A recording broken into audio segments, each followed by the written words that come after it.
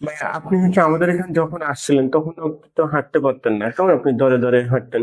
হ্যাঁ, তখন আমাকে ধরে ধরে হাঁটাইতে হতো। আমার মামা, আমার ওয়াইফ ছিল, ধরে ধরে হাঁটাইতে হতো। আমি লিফটে, আচ্ছা, আপনার ওই পায়ের আঙ্গুলটা উঠতো না, না কেমন? তখন আমার ডাইন পায়ের বুড়ো আঙুলটা মুভিং করতে পারতাম না।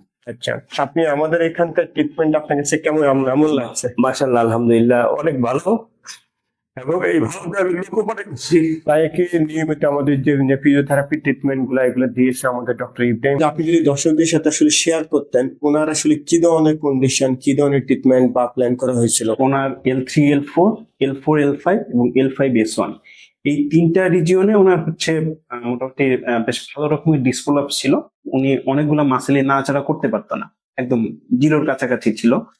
এবং হচ্ছে ওনার যে মানে উনি যে হাঁটবেন এইটার শক্তিটা ওনার ছিল না। উনি দুইজনের কাঁধে ভর করে তারপর উনি প্রাথমিকভাবে আমাদের ক্লিনিকে আসে। তো ওনাকে হচ্ছে প্রাথমিকভাবে আমরা 21টা সেশনে একটা প্ল্যান করি, পাশাপাশি হচ্ছে 10টা ওজন। এবং এই সেশন গুলোর মধ্যে ইনক্লুডেড ছিল হচ্ছে pulse electromagnetic field therapy, acupuncture, neuromuscular electrical stimulation এবং এক্সারসাইজ।